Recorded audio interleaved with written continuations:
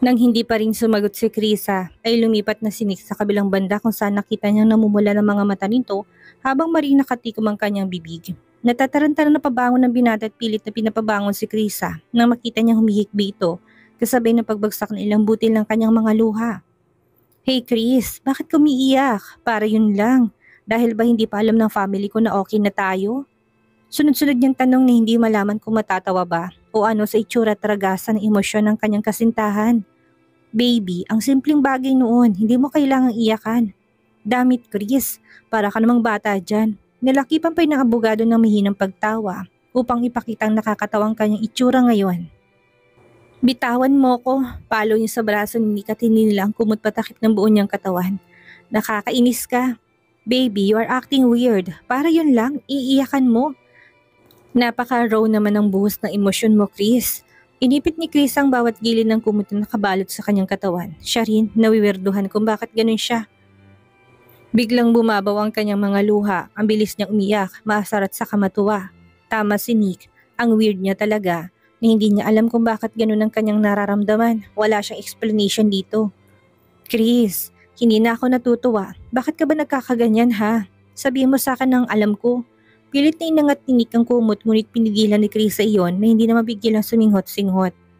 Lagot ka sa akin kapag naangat ko to. 1, 2. Hindi mo tatanggalin? Mabilis na inalis ni Chris ang kumot na nakabalot sa kanyang katawan upang makita lang ng binatang luhaan niyang muka. Napatda ng ilang minuto si Nick sa kanyang kinaupuan habang nakatitig ang mata kay Krisa. Chris, bakit ka umiiyak? Tanong nito agad na sinalong butil ng mga luha niya galing sa namumulang mata. May masakit ba sa'yo? May nasabi ba akong mali? May nagawa ba akong ikakasama ng loob mo ha? Sabihin mo.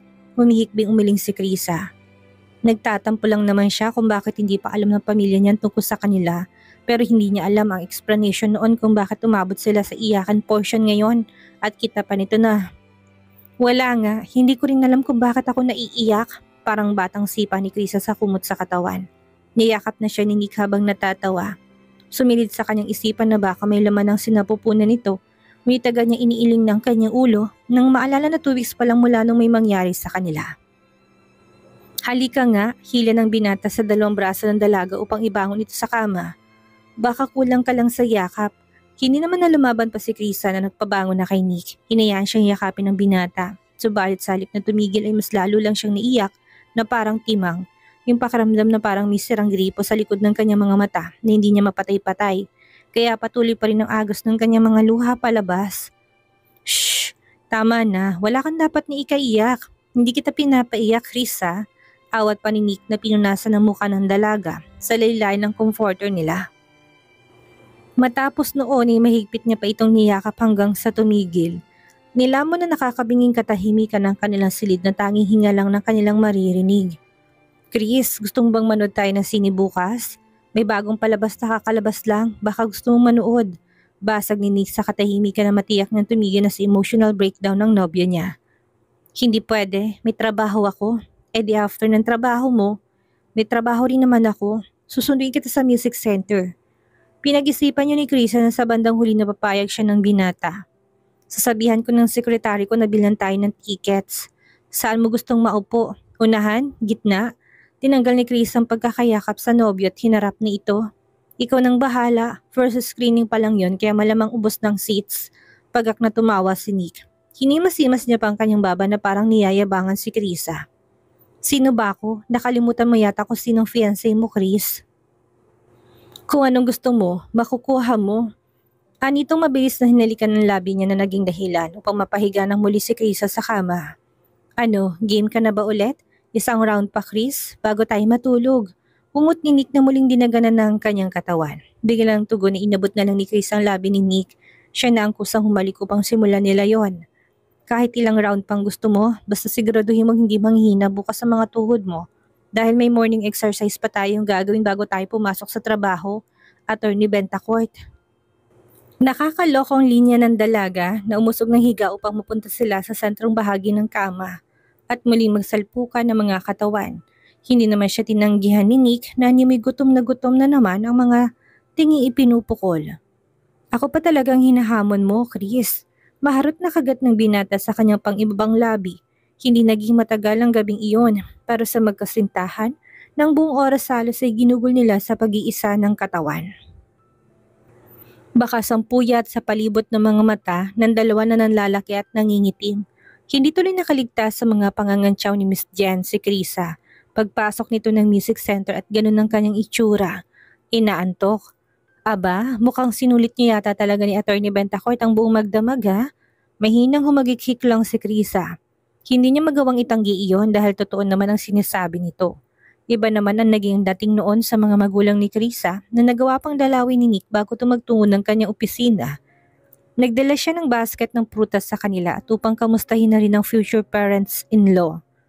Kulang pa yata sa tulog, iho. Hindi ka na lang muna natulog at kapag nakabawi ka na, saka ka pumunta dito. Ayos lang po ako, mama. Tugon ni Nick na pula ni Vanji. Hindi niya expected na tatawagin siya nitong mama, gayong si Krisa nga itita pa rin hanggang ngayon ang tawag sa kanya.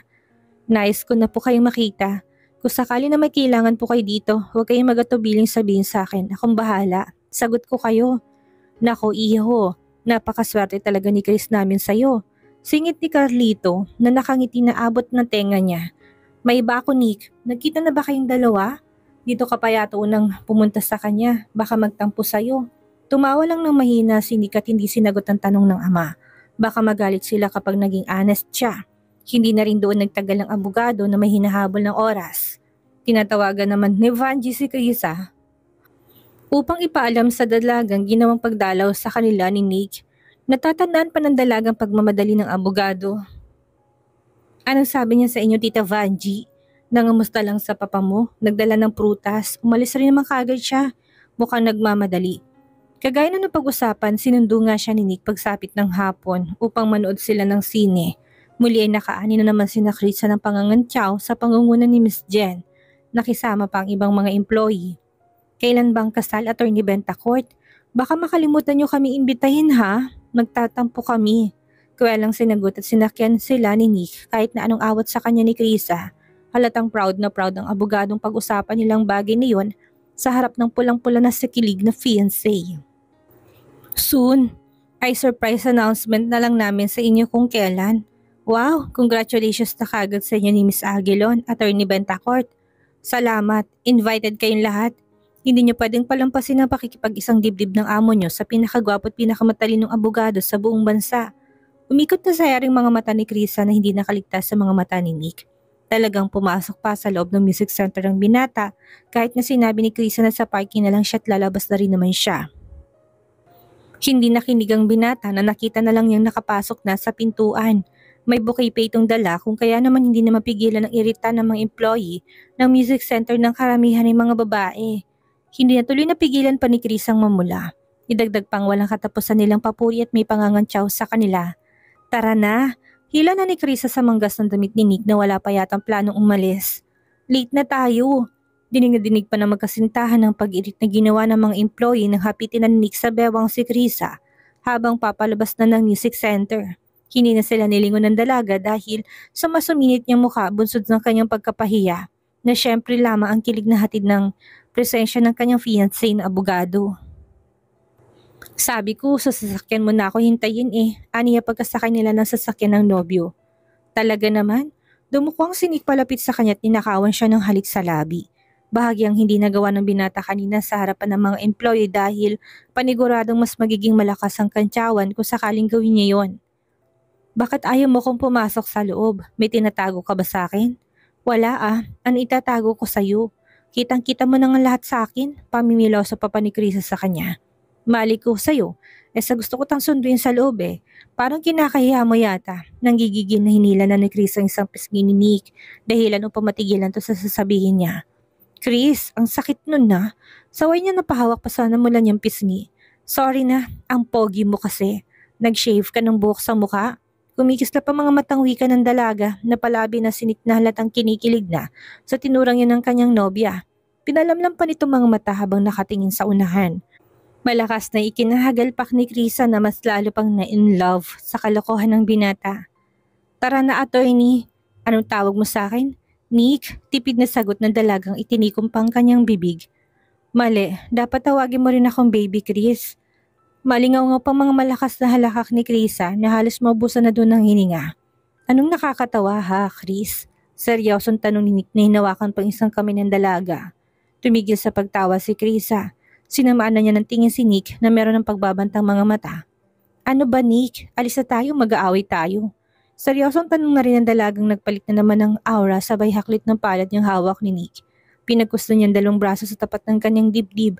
Napakurap na doon si Nick na nabitawan ng kami ng dalagang makailang beses na umirap sa kanya.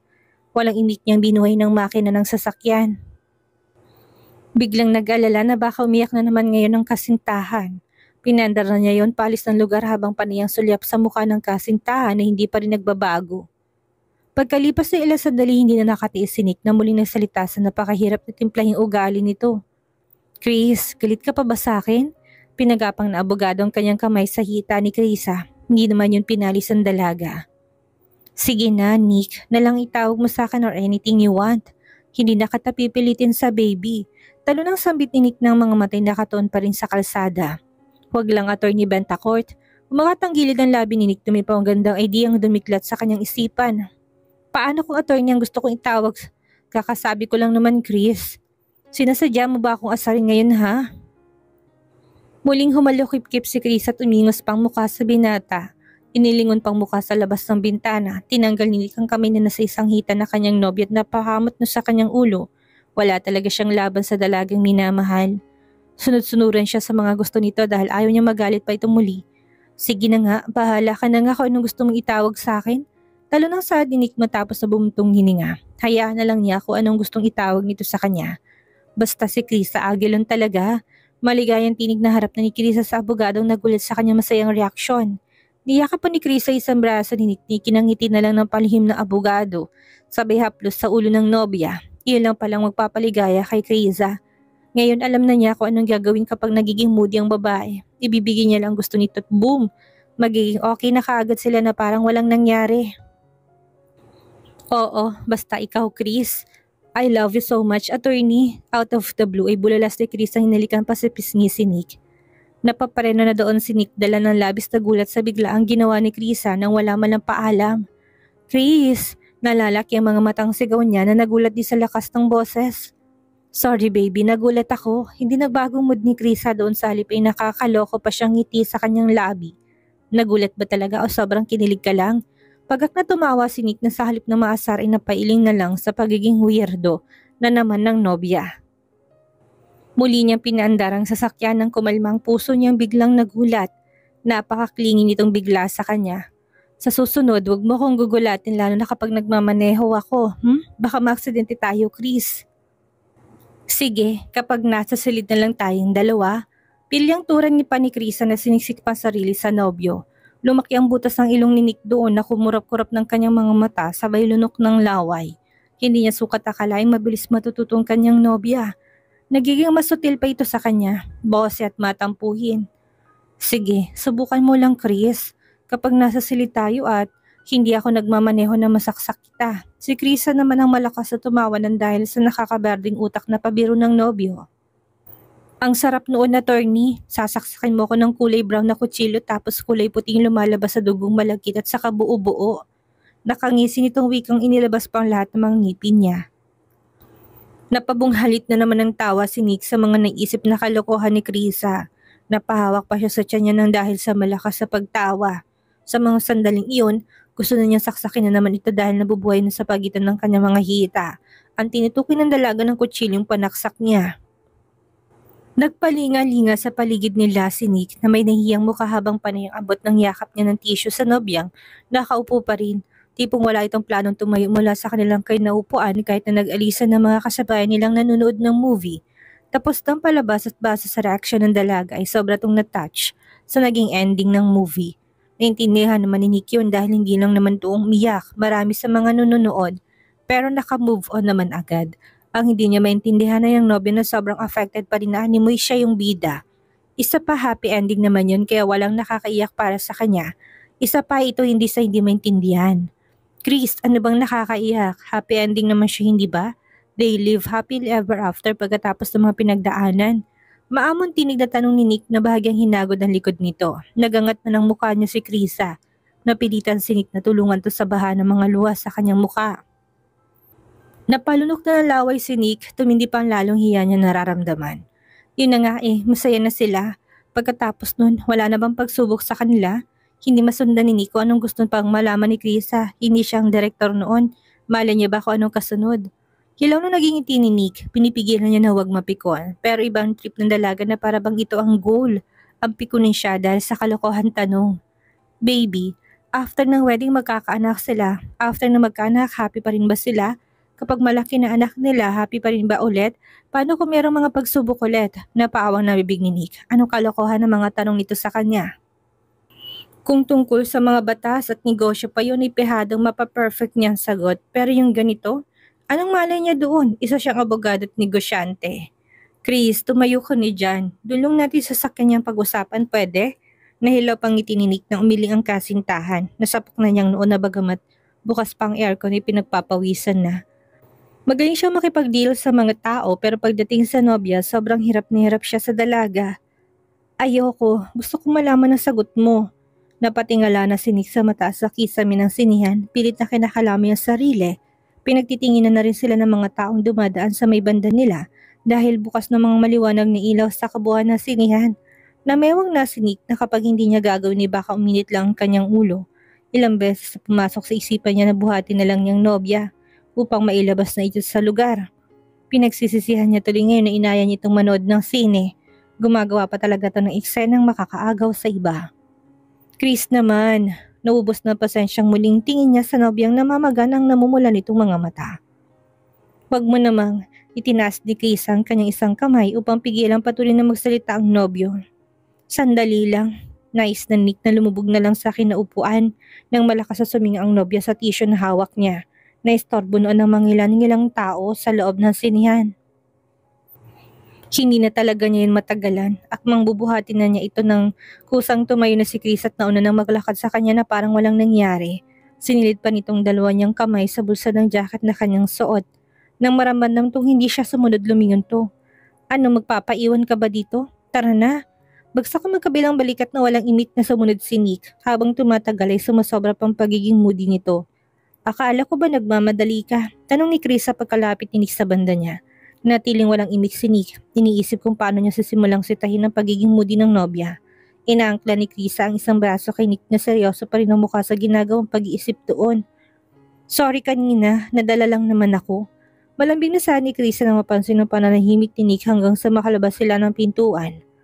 Sana wag kang magalit sa akin ha? Tumigil sa pagakbang si Nick. Para sa kanya yun ang pagkakataon para tanungin niya kung ano nga bang nangyayari sa dalaga.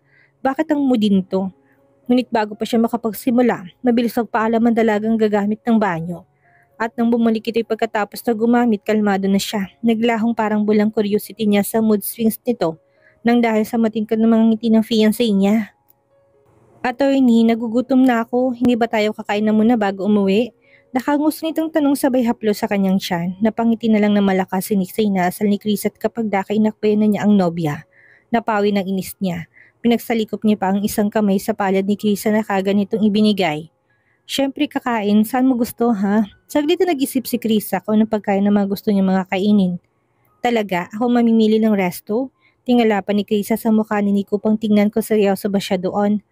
Oo kasi araw mo to, ikaw ang boss ko. Hindi na napigilan ng dalagang kiligin sa mga pinagsasabi ng abogado na mula ng mukha niya habang napakagat na rito ng labi. Sige saglit lang, parang gusto kong kumain ngayon sa isang Mexican restaurant. Mexican foods gaya ng tacos na may kasamang marinated na pork. Ang sarap noon. OMG, parang tutulo ng laway ko iniisip ko pa lang yun ha. Tapos yung grilled beef nila na may rice sa kabin sa tortillas. Natatawang natigilan sa paghakbang si Nick. Hinarap na niyang nobya, sobrang aliw na aliw siya kung paano i-describe ang mga pagkain yun ng kanyang mga gusto. In short, gusto mo kumain ng tacos al pastor at carne asada? Yun ba ang gusto mo sabihin, Chris? Kumpirmasyon ni Nick sa gustong pagkain kainin ni Chris na isa-isa niyang pinalarawan sa binata. Paulit-ulit na tumanguulo ni Chris habang makikita ang pagkatakam at paglunok nito ng laway. Kung yun ang tawag mo doon, edi yun nga yun ang gusto kong kainin. Ano, may alam ka bang malapit na Mexican restaurant? Yun lang ang gusto kong kainin ngayon tapos ang drinks ko ay agua fresca. Ano flavor ng agua fresca na gusto mo? Hibiscus, attorney. Sawa na ako sa watermelon eh. Tumangutango lang doon si Nick. Tinatanong na niya para naman pagdating nila doon hindi na niya ito kailangan pantanungin. May kalayuan yun sa kinaroonan nila pero siguradong abogado na magiging sulit naman ang pagpunta nila. Huwag lang sana silang ma-traffic patungo at mabilis lang. Yes, may alam ako Mexican restaurant pero medyo nga lang, ano pang ginagawa natin? Tara na. Nagmamadaling hila na doon ni Krisa sa isang kamay ni Nick. Halatang excited na. Hindi na ako makapaghintay na matikman yun. OMG, excited na ako. Napahagalpak na lang si Nick na nagpahila na lang ng katawan kay Krisa. Patungo sa exit ng building, palabas ng parking lot habang nakatingin. Ang kumikinang na mata niya sa kabiyak na anggulo ng fiancé.